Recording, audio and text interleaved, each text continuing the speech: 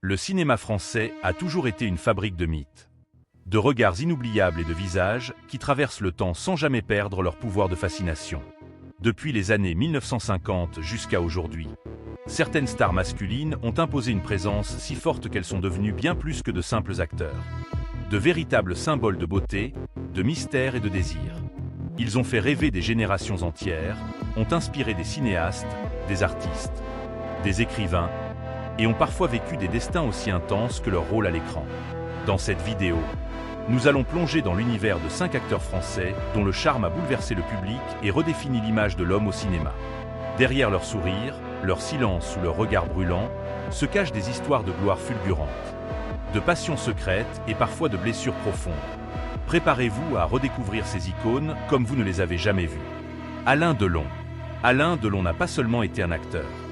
Il a été une apparition. Dès ses débuts à la fin des années 1950, le jeune homme au regard bleu acier et au visage presque irréel fascine les réalisateurs européens. Sa beauté est si parfaite qu'elle en devient presque dérangeante. On ne sait pas s'il faut l'aimer ou le craindre. Cette ambiguïté va devenir sa signature. Dans Plein Soleil, il incarne un jeune homme prêt à tout pour voler la vie d'un autre. Dans Le Samouraï, il devient une silhouette mythique, froide, silencieuse, presque fantomatique. Delon impose un nouveau type de masculinité, élégante, dangereuse, inaccessible. Les femmes l'adorent, les hommes le jalousent. Mais derrière cette image de perfection se cache une existence agitée. Né dans un milieu modeste, marqué par une jeunesse turbulente et des relations familiales compliquées, il porte en lui une colère et une fragilité qu'il ne montre jamais complètement. Ses amours passionnés, notamment avec Romy Schneider, alimentent la légende. Leur histoire devient l'une des plus célèbres du cinéma européen, mêlant intensité romantique et tragédie émotionnelle. Delon devient aussi un homme d'affaires, un producteur, une figure controversée. On l'accuse d'arrogance, de provocation, parfois même d'être prisonnier de sa propre image. Pourtant, c'est justement cette complexité qui le rend inoubliable. Il n'est pas seulement beau, il est magnétique. Même en vieillissant, son aura reste intacte. Dans les années 1970 et 1980, il continue d'incarner des personnages durs, solitaires, presque mythologiques. Alain Delon devient une légende vivante du cinéma français, un symbole éternel du charme dangereux. Jean-Paul Belmondo. Si Alain Delon représente la beauté froide et sculpturale, Jean-Paul Belmondo incarne tout le contraire, une séduction spontanée, solaire et profondément humaine. Son visage n'est pas classique, son nez cassé devient même une marque distinctive. Médée, à bout de souffle, il révolutionne l'image du héros masculin. Il parle, il rite, il improvise. Il semble libre. Cette liberté devient son arme de charme. Belmondo séduit parce qu'il paraît accessible, proche du public. Dans les années 1960 et 1970, il devient l'acteur le plus populaire de France. Il tourne des films d'aventure, des comédies, des drames. Il fait lui-même ses cascades, risquant sa vie pour divertir les spectateurs. Cette audace le transforme en véritable icône.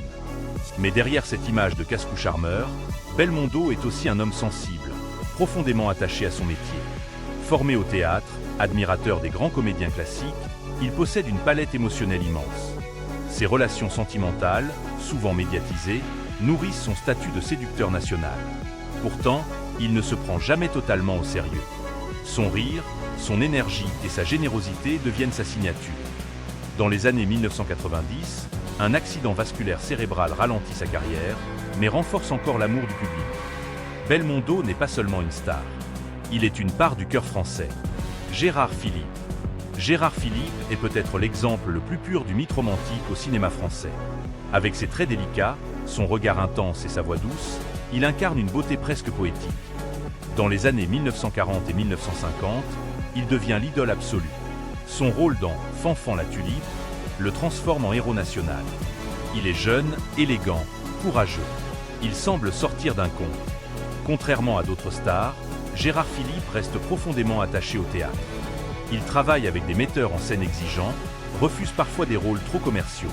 Cette intégrité artistique renforce son aura. Le public ne voit pas seulement un acteur séduisant, mais un homme cultivé, engagé, presque idéal. Sa vie personnelle, discrète et harmonieuse, contraste avec le tumulte du show business. Marié, père de famille, il semble avoir trouvé un équilibre rare. Mais le destin va briser cette image parfaite. En 1959, à seulement 36 ans, il meurt brutalement d'un cancer. La France entière est en deuil. Sa disparition transforme définitivement sa beauté en légende.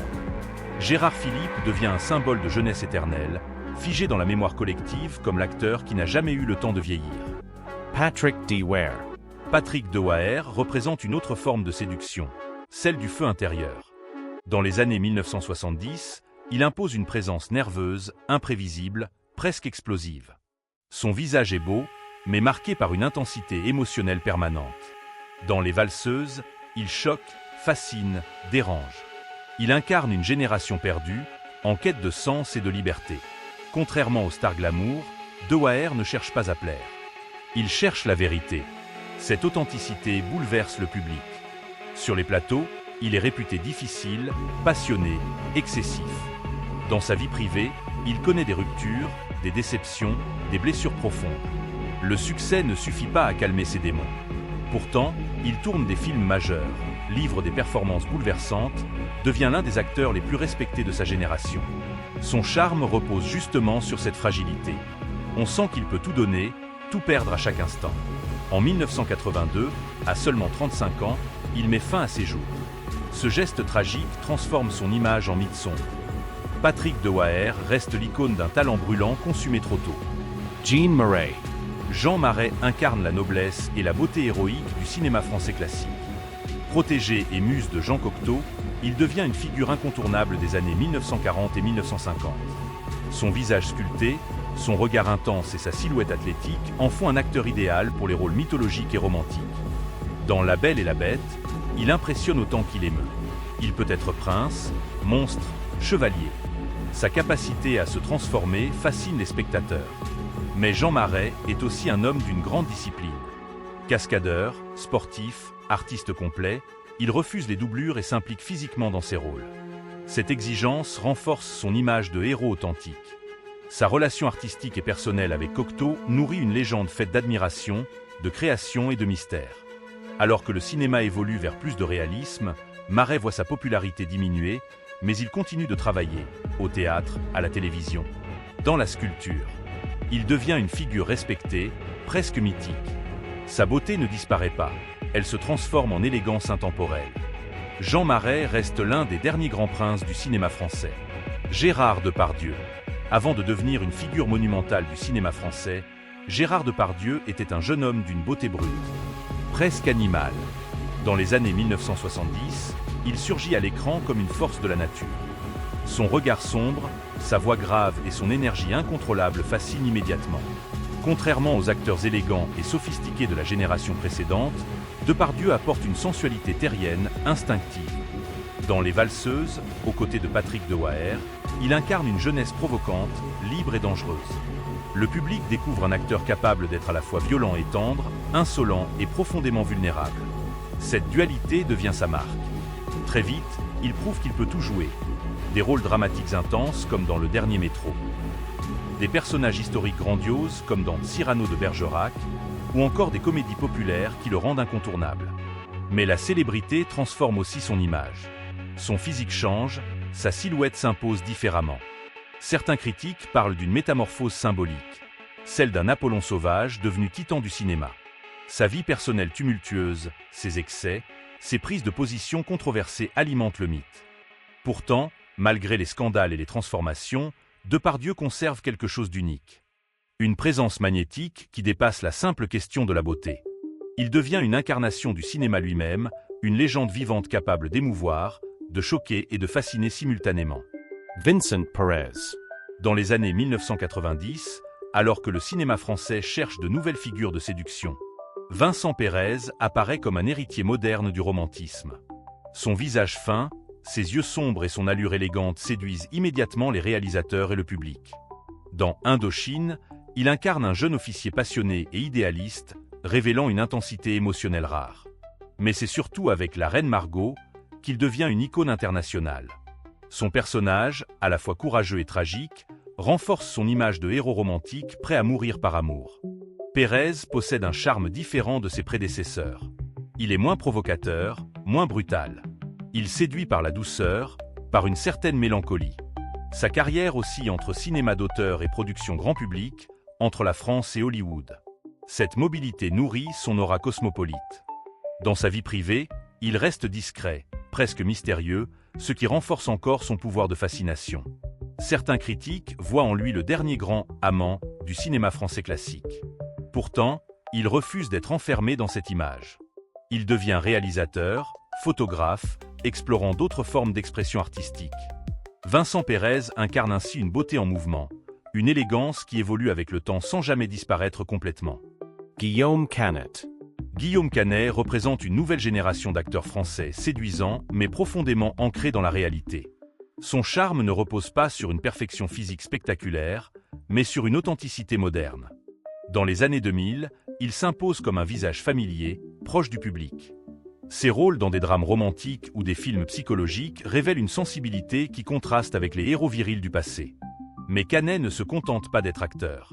En réalisant Ne le dit à personne, il prouve qu'il possède une vision artistique forte. Ce succès critique et commercial transforme son statut. Il devient une figure centrale du cinéma contemporain.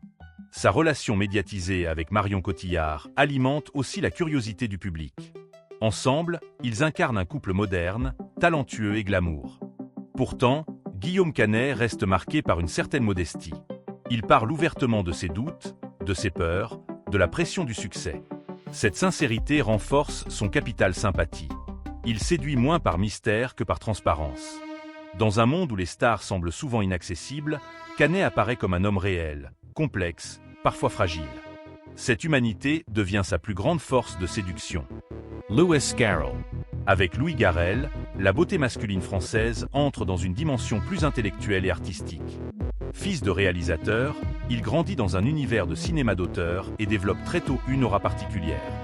Son visage anguleux, ses cheveux noirs et son regard mélancolique rappellent les poètes romantiques du XIXe siècle. Dans les films de Philippe Garrel ou de Bernardo Bertolucci, il incarne des jeunes hommes tourmentés, amoureux, souvent perdus dans leurs propres émotions. Cette image d'artiste sensible séduit une nouvelle génération de spectateurs. Garrel ne cherche pas à être une star populaire. Il préfère les projets exigeants, les rôles introspectifs. Pourtant, son charme opère puissamment. Il devient une icône des festivals, des magazines de mode, du cinéma indépendant. Sa relation passée avec Valeria Bruni Tedeschi, plus âgée que lui, nourrit les fantasmes médiatiques et renforce son image de personnage romanesque. En devenant lui-même réalisateur, Louis Garrel affirme une maturité artistique impressionnante.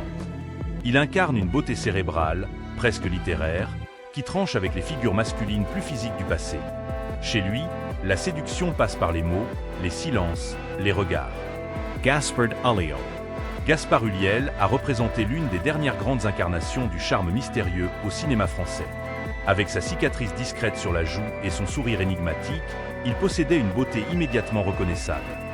Dès ses débuts, il attire l'attention par sa capacité à transmettre des émotions profondes sans en faire trop. Dans Un long dimanche de fiançailles, il impose une présence douce et intense. Puis, en incarnant Yves Saint-Laurent, il révèle une élégance troublante, presque hypnotique. Ulliel séduit par tenue. Il ne cherche jamais l'excès.